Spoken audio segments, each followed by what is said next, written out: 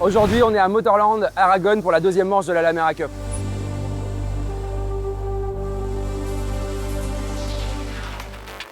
Three, two, one.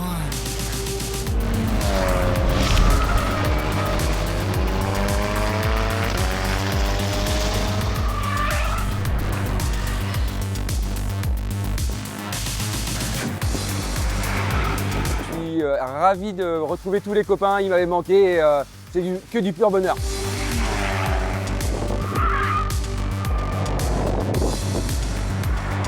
C'est la deuxième fois pour moi ici, la première fois c'était également la Lamera Cup. Ça reste un bon souvenir puisqu'on avait gagné le samedi, un peu moins bien le dimanche, donc on va essayer de retirer le positif et de refaire pareil ce week-end. Avant de prendre la piste, place aux derniers préparatifs pour les acteurs de la Lamera Cup. Dans les stands, les équipes peaufinent leurs voitures, tandis que les pilotes passent par le traditionnel briefing avant de pouvoir poser les roues sur le circuit espagnol.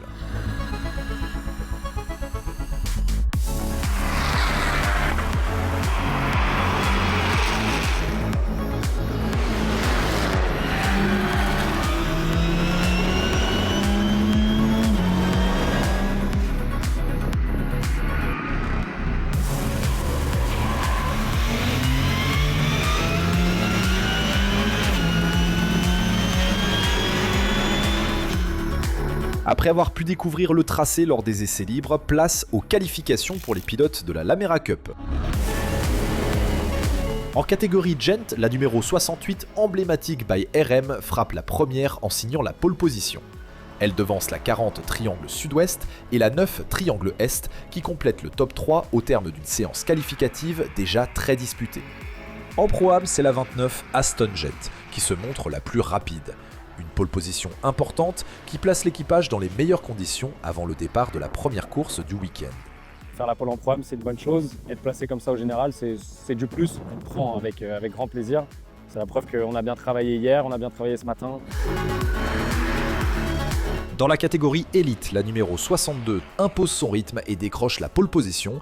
Derrière, la 73 Lotto Leclerc et la 82 Milo Sens restent au contact et se placent idéalement pour jouer les premiers rôles dès les premiers tours. Sur la pré-grille, la tension monte d'un cran. À Motorland Aragon, tout est réuni pour une première course particulièrement disputée.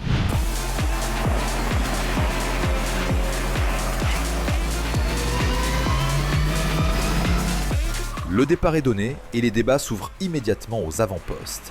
La 62, avec Geoffrey Dorchy au volant, doit défendre sa position face à la 29 Aston Jet, emmenée par Paul Levet, bien décidé à ne rien laisser filer. Juste derrière, la 82 Milo Sens de Lorenzo Doniacchio s'installe en troisième position, même s'il reste sous la menace de plusieurs Lamera.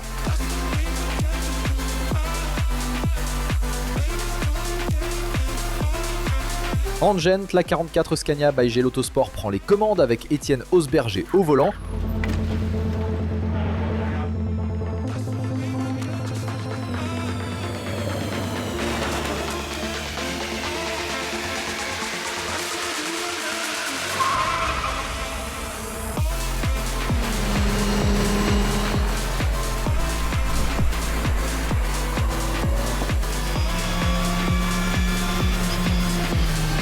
À l'approche du drapeau à damier, rien n'est encore figé en élite. La 62 3TM 62, la 82 Milo Sens et la 73 Lotto Leclerc restent engagées dans la lutte pour la victoire, tandis que la 421 Flash by Hedonic Racing, bien placée grâce à une stratégie efficace, et la 76 Monsieur Bricolage by RM restent toutes les deux en embuscade pour viser le podium. En Pro-Am, la 79 BK by GDM Racing, la 63 Dume Sport Sevens, la 47 KCX by GL Autosport et la 29 Aston Jet se relaient aux avant-postes et se disputent la tête d'une catégorie particulièrement ouverte.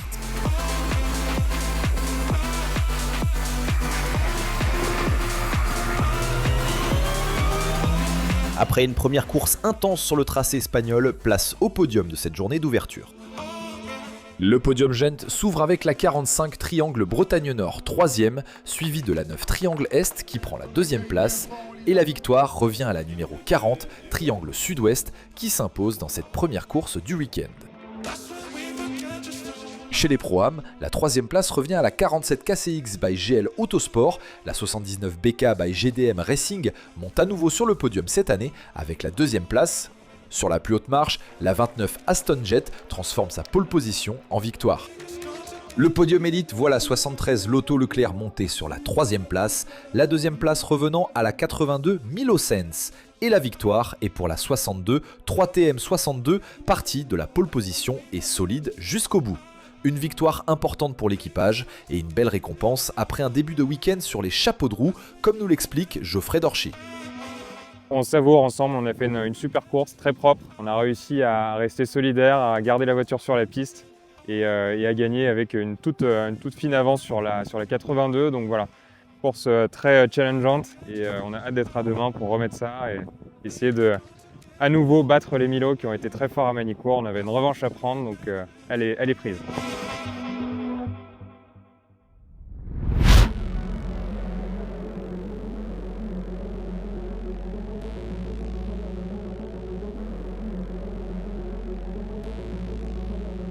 Deuxième jour de course, on est en pôle une nouvelle fois, donc un état d'esprit très conquérant, renouveler la performance de la veille, être aussi régulier et propre, et on espère que le résultat sera le même.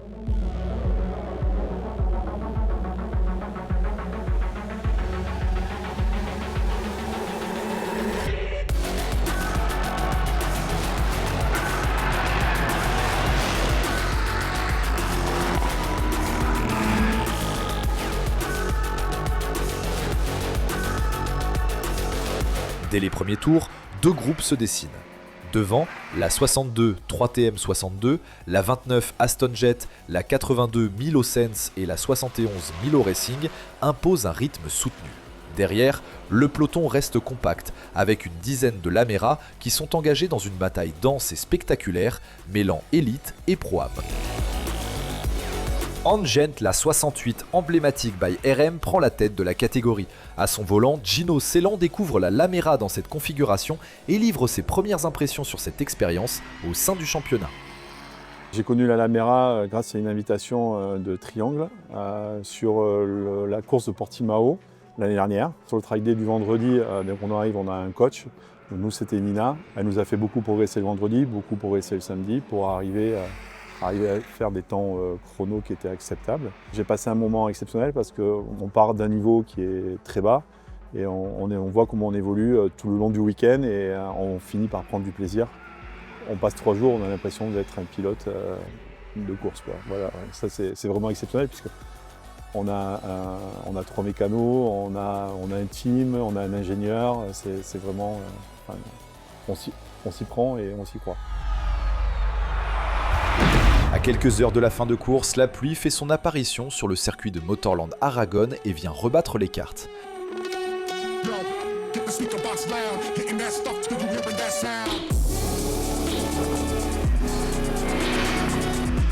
Les conditions deviennent plus délicates, mais devant, la 62 et la 73 de l'équipe 3TM Compétition poursuivent leur duel pour la tête de course.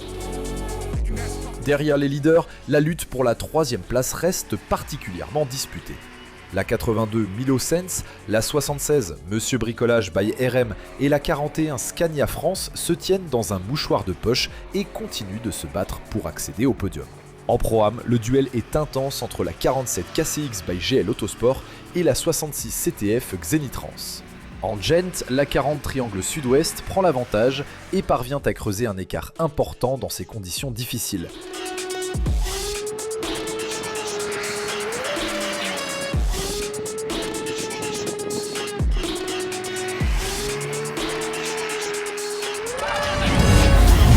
Au terme d'une deuxième course animée et marquée par des conditions changeantes, les équipages victorieux se dirigent vers le podium. Pour le podium Gent de cette deuxième course, la 52 Triangle Espagne 2 prend la 3e place. La 44 Scania by GL Autosport termine 2e et la numéro 40 Triangle Sud-Ouest confirme son excellente forme avec une nouvelle victoire. Le podium Pro-Am débute avec la 79 BK by GDM Racing, suivi par la 66 CTF Xenitrans qui prend la 2e place, et c'est la 47 KCX by GL Autosport qui s'impose après une prestation solide et parfaitement gérée, comme nous le raconte Vincent Féby. Vers 16h, la pluie s'est invitée. Et alors là, ça a été compliqué pour tenir jusqu'au bout. Et le dernier relais a été extraordinaire en termes de palpitation. Et à l'arrivée, on fait une super victoire. On est comme des dingues. 4 courses, 4 podiums. Le championnat démarre bien. Et enfin en élite, la troisième marche du podium revient à la 76, Monsieur Bricolage by RM. La 62, 3TM62 termine deuxième. Et pour la première fois de la saison, ce sont les champions 2024 de la catégorie, au volant de la Lamera 73 Lotto Leclerc, qui l'emporte en Espagne. Wilfried Merafina revient avec nous sur ce week-end, aux conditions changeantes, qui n'a gâché en rien le spectacle. Un beau week-end, tout le monde a apprécié le circuit, c'était un endroit où on était déjà venu et les gens appréciaient. Et puis c'est vrai, la variété de climat a joué entre guillemets un peu un rôle sympa, parce qu'on s'est même dit il y a 1h30 avant la fin que peut-être il allait avoir droit pour le rouge et que ça allait s'arrêter là, vu la quantité d'eau qu'il y avait sur la piste. Le prochain rendez-vous se situe en Belgique, sur le mythique circuit de Zolder. Ah écoute, c'est en effet la première fois qu'on va sur ce circuit, on va à Zolder. On avait déjà fait Spa-Francorchamps, alors une année on avait eu beau, une année il avait beaucoup plu. Là c'est début juin, on peut espérer que juin à Zolder il va peut-être faire beau. Mais s'il pleut, bah écoute, nos pilotes s'accoutumeront aux intempéries. Rendez-vous les 5, 6 et 7 juin prochains pour le 3e meeting de la saison.